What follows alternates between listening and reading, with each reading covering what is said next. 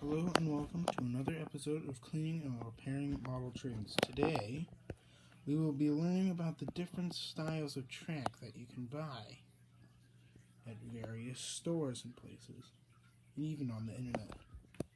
So, to start off with, we have your basic Bachman Track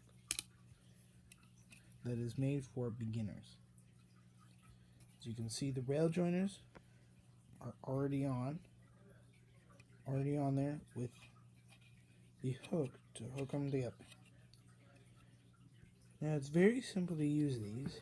Take both sections of track and you just push them together.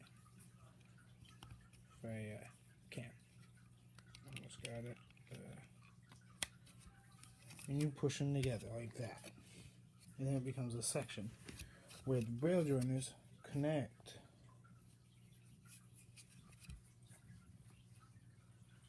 Next on the list is Hornby Track.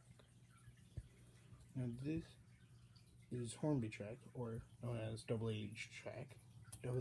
gauge track. And the way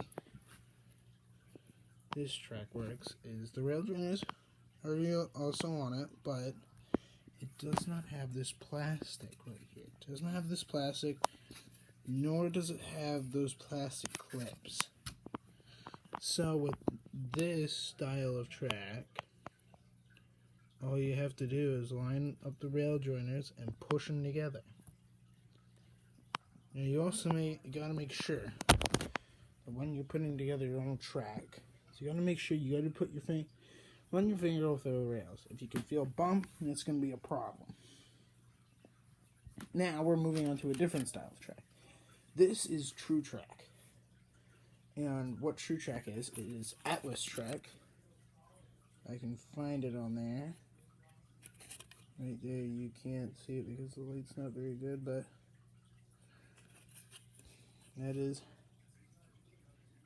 Atlas Track. The Atlas Track.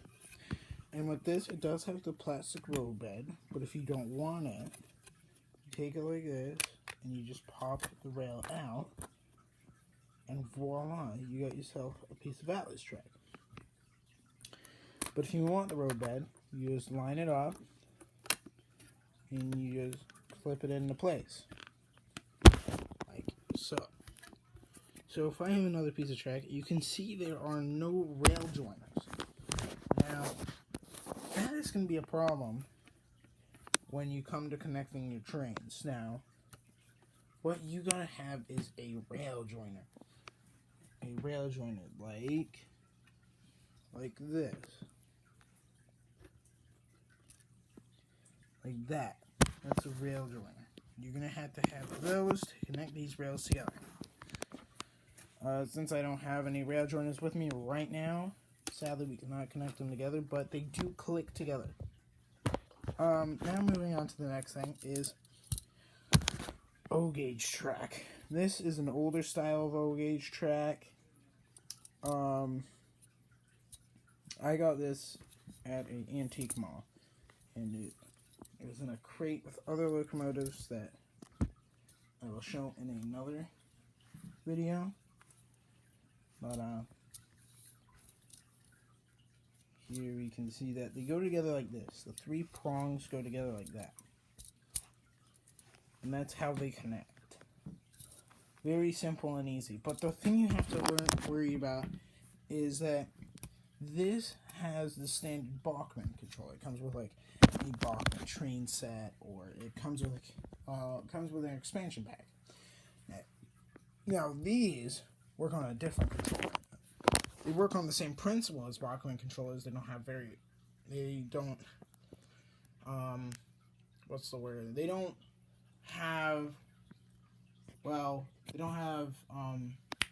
that short circuiting problem. Actually, no, that's the opposite. They do have the short circuiting problem. You hook this up to a Bachman controller, you put a piece of metal across, it will not short circuit. But the problem with Hornby Track is you put a piece of metal across with the Hornby controller and it goes into lockdown mode. And when you try to plug it, you unplug it, then plug it back in, does not turn back on. So what I do is I take it to another outlet and plug it in, which will turn it on, which will reset it, and then I put it back to where I had it. Same with this. You can use any controller on this kind of track, but with these type of track, you have to work on either AC or DC, but if I'm correct, it's more DC or AC. I'm not 100% sure.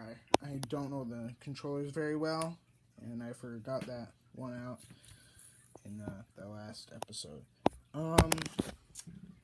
We have G scale track. It's much bigger than the other scales you saw. It's got plastic road beds. Plastic ties. But they connect like this. Sadly, I don't have any rail joiners. If you can see, I bet you're looking at those spots on the rails. If it will focus, there's a spot on the rail. Now, I run my live steam engine on this. Just get a quick glance of it right over there. Here's the box of trains over there. So yeah, it's a very sturdy track. It's also got nail holes in it too. Hold it down.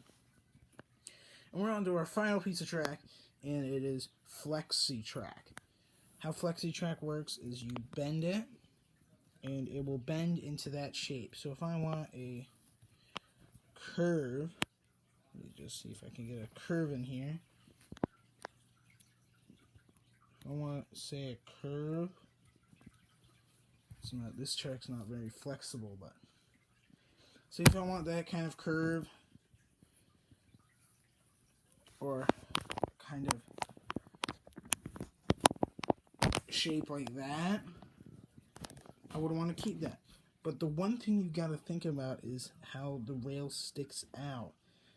Now that is one thing you might want to cut off. Make sure it's the same length as every other piece of track. Now, since we have a little bit of time left,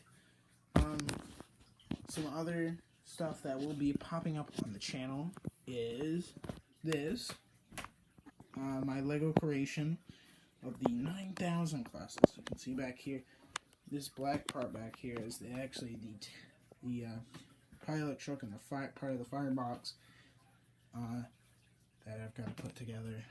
It might take a little bit of time, but also down here is a box of trains. As you can see right here, I am fixing this one up. The armature needed to be cleaned up, so I pulled it out, and I need to get a brush for it, but this engine did run before. Just had a wiring problem. And there's a box car that my uncle gave me. You might be taking a look at that. My live steam engine. Another thing we'll be taking a look at is model steam engines. I know that. And the 9000 class. But as always, thank you for watching the video. If you could, please like and subscribe to the channel for videos that will be being uploaded probably twice a week. If we get up to about, say, 100 likes or views, we'll do one video a week. Get up to 200, we'll do 2 videos a week. So that is the end. Part 2. Part 3 will be coming up soon.